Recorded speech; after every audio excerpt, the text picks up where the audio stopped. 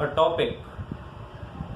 Its name is magnetic effects of electric current.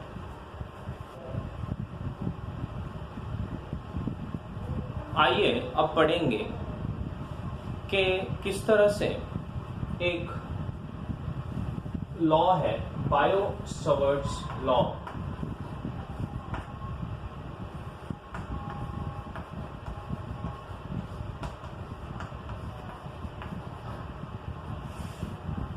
Today's topic is Biot Savart's law.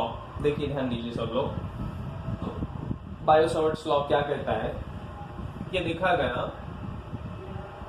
कि हमने सबसे पहले देखा था कि कोई भी इलेक्ट्रिक करंट अगर फ्लो हो रहा है वायर में से, कोई भी वायर हो, उसके बाजू में मैग्नेटिक फील्ड जनरेट होता है ना। मान लो कि ये आपका वायर है जो करंट को फ्लो करके लेके जा रहा है ऊपर, तो इसके बाजू में इस तरह कॉन्सेंट्रिक सर्कल्स में मैग्नेटिक फील्ड तैयार हो जाता है और इसका डायरेक्शन दिया जाता है राइट हैंड रूल से, जो मैंने आपको समझाया था कि आप अगर इस कंडक्टर को होल्ड करेंगे राइट हैंड में और करंट का डायरेक्शन कौन दिखाएगा? थंब। तो हम कह सकते हैं कि the magnetic field will be around this conductor in the concentric circles, right?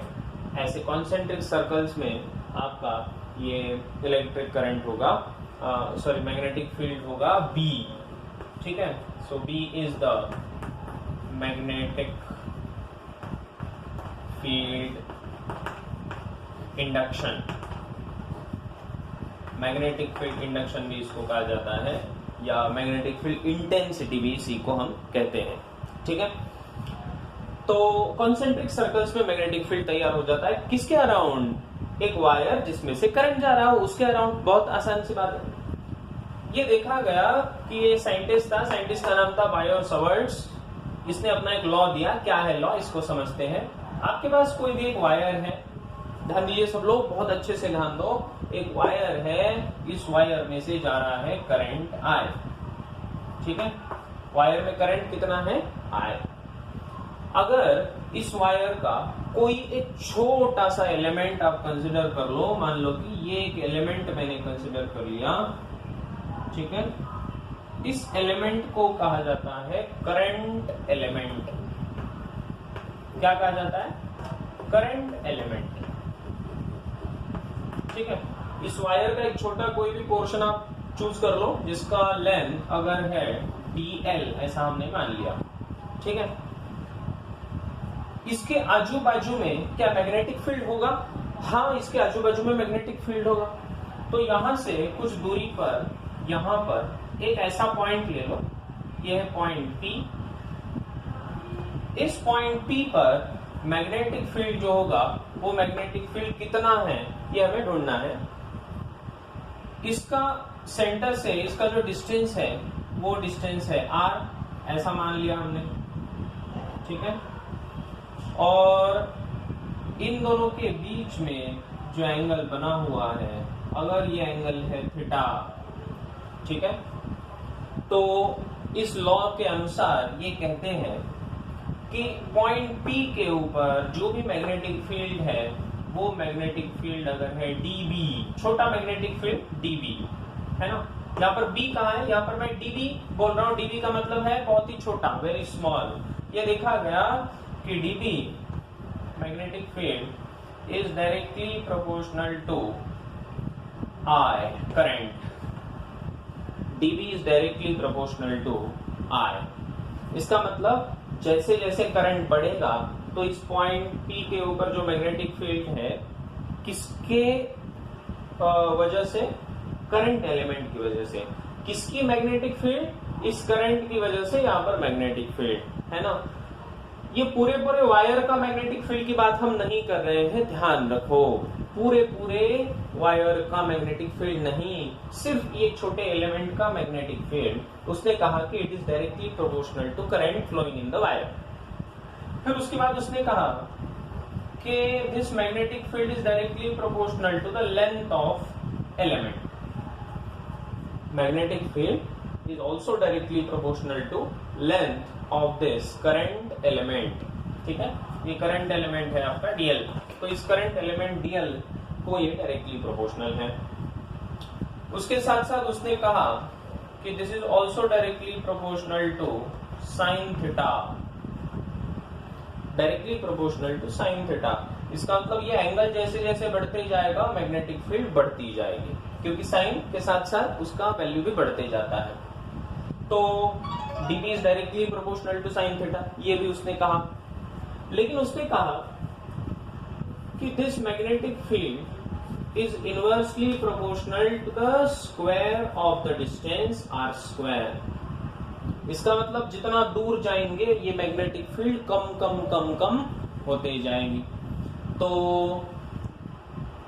इन सबको अगर मिला दें हम, तो ये आपका बनेगा dB is directly proportional to I into dl, क्योंकि डायरेक्टली प्रोपोर्शनल है, इंटू साइन थीटा क्योंकि डायरेक्टली प्रोपोर्शनल है, अपॉन r स्क्वायर।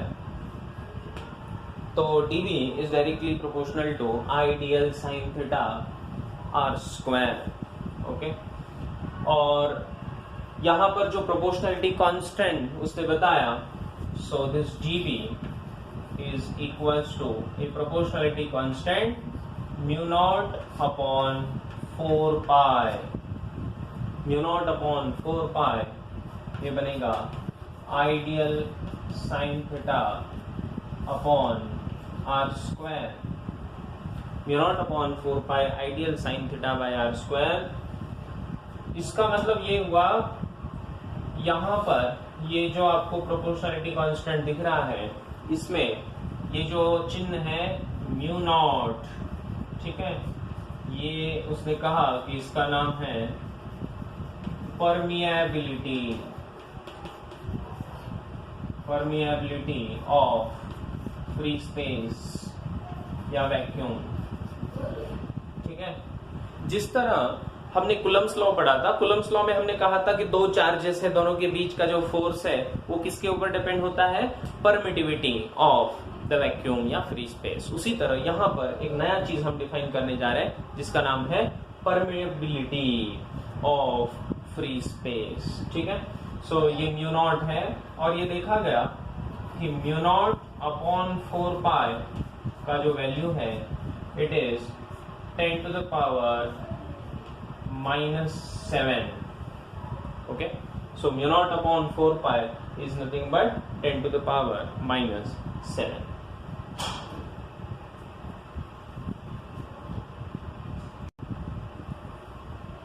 तो ये फॉर्मूला हम याद रखेंगे अभी।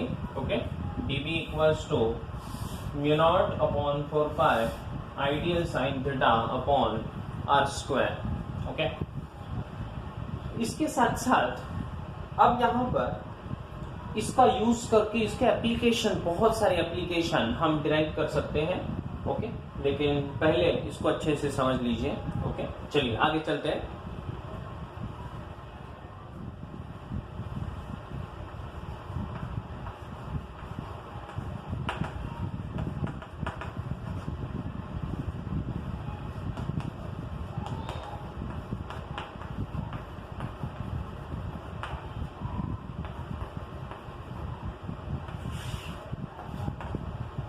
सब लोग ध्यान दें, एप्लीकेशन ऑफ बायो-सैवर्ट्स लॉ। अगर आपके पास कोई सर्कुलर रिंग है, ऐसा मान लेते हैं सर्कुलर लूप, अगर आपके पास एक सर्कुलर लूप है, इस सर्कुलर लूप के सेंटर में मैग्नेटिक फील्ड कितना होगा ये अगर मुझे ढूंढना है, तो फिर हम क्या करेंगे, ध्यान दीजिए। सबसे पहले ऐसा कंसीडर कर लो कि इस सर्कुलर लूप में करंट जो फ्लो हो रहा है, that current is I and this is centre of the circular loop. इस सेंटर पे मैग्नेटिक फील्ड इस करंट की वजह से कितना होगा ये हमें ढूंढना है। Okay, consider a small element. मैंने एक स्मॉल एलिमेंट जो करंट एलिमेंट हम कहते हैं उसको एक कंसीडर कर लिया, वहां से इसको मैंने जोड़ दिया।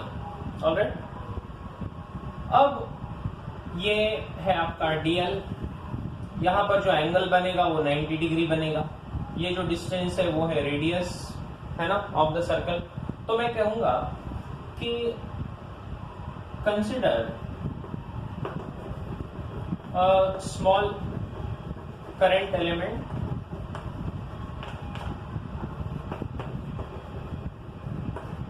On the circle.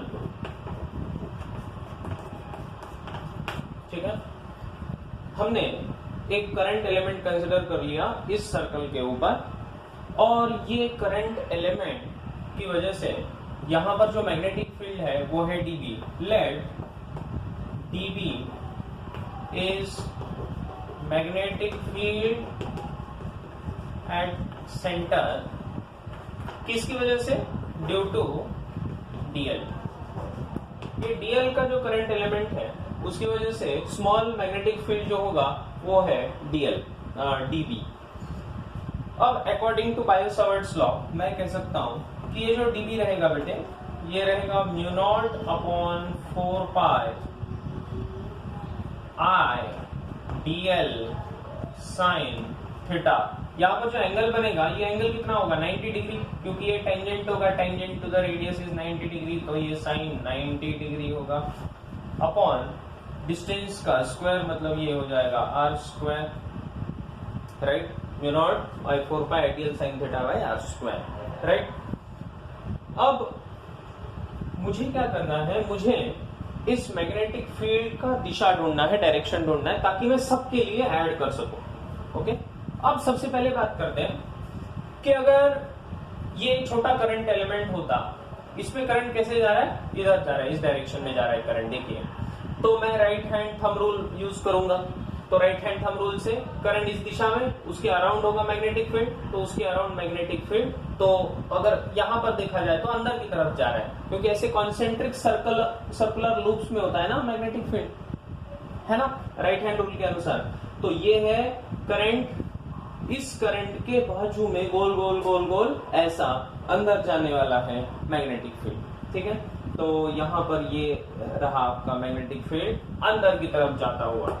ठीक है, अब कोई दूसरा एक एलिमेंट कंसिडर कर लो, यहां पर ये कोई भी दूसरा एलिमेंट है, इसमें करंट कहां जाएगा?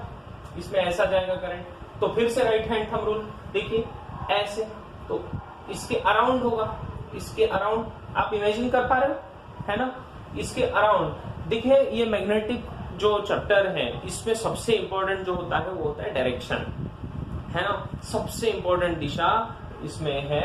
इसीलिए आप राइट हैंड थंब रूल लगाना जान ले कि अगर ये आपका कंडक्टर है तो कंडक्टर के अराउंड इस तरह, है ना, ये कंडक्टर आपका, ये एलिमेंट है, इस एलिमेंट के अराउंड होगा। तो ये अगर सेंटर है तो ऐसे सेंटर पे अंदर जाता हुआ ऐसे गोल होता है मैग्नेटिक फील्ड कॉन्सेंट्रिक सर्कल्स में। तो यहाँ पर जब इसकी लाइन आएगी तो अंदर जाती हुई, अगर ये एलिमेंट कंसिडर कर लो तो इसकी वजह से भी अंदर जाता हुआ, देखो ना, इस तरह अंदर जाता हुआ, हर एक एलिमेंट की वजह से मैग्नेटिक फील्ड अंदर जाता हुआ आपको दिखाई देगा। और इसीलिए हम सीधा सीधा सबका एडिशन कर सकते हैं, क्योंकि सबका डायरेक्शन सेम है तो सबका वेक्टर एडिशन होगा, तो अलजेब्रिक भी एडिशन कर सकते हैं। So net magnetic field, total magnetic field at the center, center पे जो नेट मैग्नेटिक फील्ड रहेगा वो रहेगा B equals to integration of dV, और ये इंटीग्रेशन बनेगा म्यू नॉट बाई 4 पाई, और ये साइन 91, तो ये बनेगा I dl by r square. इसमें जो कॉन्स्टेंट्स है उन सबको बाहर भगा देंगे, तो ये बन जाएगा म्यू नॉट अपॉन 4 पाई, ये बनेगा I upon r square, integration of dl। देखिए इंटीग्रेशन ऑफ dl, बस एक ही वेरिएबल है, कौन है वो? dl। इस dl का इंटीग्रेशन अगर पूरा ओवर द कंप्लीट सर्कल अगर किया जाए तो वो क्या बनेगा? Total length of the circle, और वो क्या होगा? Circumference, right. सो मैं कह सकता हूं कि it is mu naught by 4 pi I by r square into integration of dl is 2 pi r, right. ये बनेगा, यहाँ पर एक r कैंसिल हो जाएगा, ये पाई कैंसिल हो जाएगा, ये बनेगा 2 तो आंसर आ गया आपका म्यू नॉट इंटू आई अपॉन 2। तो एक r तो कैंसिल हुआ था, तो 2r mu naught I upon 2r is the formula. किसका formula? Magnetic field at the centre of a current carrying circular coil. क्या है ये? Magnetic field at the centre of a current carrying circular coil. Formula होगा mu naught I by 2r। I क्या है? Current है। r क्या है? Radius of the circle. Is it clear?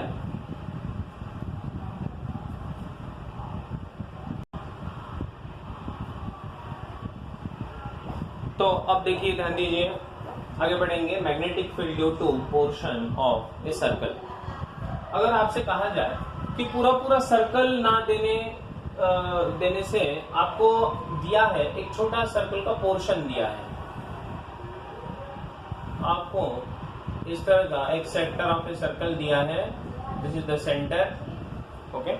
इसका रेडियस है r और इसने सेंटर के साथ जो एंगल बनाया हुआ है दैट एंगल इज थीटा, ऐसा मान लिया हमने। ध्यान दीजिए सब लोग, इस पोर्शन में जो करंट फ्लो हो रहा है दैट करंट इज I, और यहाँ पर ये कंडक्टर नहीं है, ये सिर्फ रेडियस है। एक्चुअल जो कंडक्टर है वो यहाँ से लेकर यहाँ तक ही है, ये ध्यान रखना होगा, ओके। कंडक्टर कैसा है? सर्कुलर कंडक्टर है, which is a part of a circle. It is a portion of a circle making an angle theta with the imaginary centre. Is it clear? आपको ढूंढना है कि इसके सेंटर पे मैग्नेटिक फील्ड कितना होगा, इसकी वजह से मान लो कि इसमें करंट है I। फिर से वही फॉर्मूला यूज करेंगे। मान लो कि यहाँ पर एक हमने कंसिडर कर लिया एलिमेंट dl। इस dl की वजह से यहाँ पर ये अगर मैं लाइन ड्रॉ कर दूं तो ये डिस्टेंस क्या हो जाएगा? r, रेडियस हो जाएगा। यहाँ पर मैग्नेटिक फील्ड किधर होगा? देखिए, ये करंट इस साइड में जा रहा है तो अंदर जाता हुआ ऐसे, है ना, इसके ऐसे है, ऐसे इसके अराउंड है, गोल गोल गोल। तो जब यहाँ पर आएगा तो कहाँ जा रहा है? अंदर की तरफ जा रहा है। ये समझ में आ रहा है सबके? तो अब देखिए, अब मैं क्या करता हूँ, फिर से बायो-सावर्ट्स लॉ अप्लाई कर देता हूँ। Small magnetic field will be equals to mu naught by 4 pi I dl sine 90, फिर से तो साइन 91 अपॉन r स्क्वायर। तो नेट मैग्नेटिक फील्ड अगर ढूंढना है तो पिछले वाले जो डेरिवेशन था उसी लॉजिक से मैं कह सकता हूँ इट इज इंटीग्रेशन फिर से इसका। तो फिर से म्यू नॉट बाई 4 पाई बाहर आ जाएगा, I भी कांस्टेंट है वो भी बाहर, R भी कांस्टेंट है r स्क्वायर वो भी बाहर। इंटीग्रेशन फिर से किसका? dl का। वही उसी स्टेप तक आ गए हम। और फिर अब ये जो dl है, dl का इंटीग्रेशन सिर्फ यहां से लेकर यहां तक ही है ना। dl का जो इंटीग्रेशन होगा वो यहां से लेकर यहां तक का लंबाई, तो वो लंबाई अगर मुझे ढूंढना है तो लंबाई ढूंढना क्या आसान है? हाँ आसान है ना। देखिए कैसे, तो यहां से यहां तक अगर लेंथ ढूंढना है तो देखो मैं कैसे ढूंढ रहा हूं। अगर पूरा पूरा एंगल 360 डिग्री जो 2 पाई है, अगर 360 डिग्री 2 पाई एंगल के लिए इसका जो लेंथ होगा वो कितना लेंथ होगा? 2 पाई r। 2 पाई एंगल के लिए सरकमफेरेंस कितना? 2 पाई r। तो एंगल थीटा के लिए कितना, वो है आपका जो आपको ढूंढना है ना। तो प्रोपोर्शनैलिटी अगर लिया जाए तो बहुत आसान है ना, इस तरह। तो ये बन जाएगा, ये 2 पाई कैंसिल हो जाएगा, और इसीलिए हम कह सकते हैं कि इंटीग्रेशन ऑफ dl आपका बन जाएगा b equals to mu naught I upon 4 pi r square. चलिए बताइए कितना होगा अगर मैं इसका रेशियो ले लेता हूं, है ना। तो क्या हो जाएगा? ये this x will be equals to, ये 2 पाई नीचे चला आएगा और ये थीटा ऊपर चला जाएगा। It will be r theta, right, it will be r theta. ठीक है, इस तरह, और ये 2 पाई कैंसिल हो जाएंगे। ओके, सो इसीलिए हम कह सकते हैं कि आपका एक r यहाँ पर cancel, this will become mu naught I theta upon 4 pi r। तो इस तरह से आप इसको लिख सकते हो mu naught I theta upon 4 pi r। Okay, इसको एक अलग तरीके से भी लिखते हैं कि ऐसा लिख सकते हो कि पूरे कंप्लीट सर्कल की वजह से यहाँ पर जो मैग्नेटिक फील्ड था, है ना, तो ऐसा भी बोल सकते हो। ये प्रोपोर्शनलिटी से एक लॉजिक है कि टोटल सर्कल की वजह से, मैं लिखता हूं कि टोटल सर्कल की वजह से जो हमने मैग्नेटिक फील्ड ढूंढा था, वो मैग्नेटिक फील्ड हमने लिखा था mu naught I upon 2r। ये हमने लिखा था किसके लिए? 2 पाई एंगल के लिए कितना मैग्नेटिक फील्ड, तो थीटा के लिए कितना, x, है ना, फॉर एंगल थीटा। तो इस लॉजिक से भी हम इसको कर सकते हैं, है ना। तो इस लॉजिक से अगर किया जाए तो ये बन जाएगा x इक्वल्स टू, ये थीटा इस साइड में चला आएगा और ये बनेगा mu naught I upon 2r theta upon 2 pi. Okay, तो कुछ लोग इसको इस तरह से भी लिखते हैं। तो या तो आप ऐसा लिखो mu naught I theta upon 4 pi r लिखो, या फिर आप इसको 2r into 2 pi 4 pi are ऐसा भी लिख सकते हो। Okay, is it clear? ये थीटा अपॉन 2 पाई क्या है? 2 पाई में से थीटा के लिए कितना उसका पोर्शन, ये टोटल मैग्नेटिक फील्ड था तो उसका कितना portion. Okay, that is the magnetic field B at that point due to sector of a circle. Is it clear to all?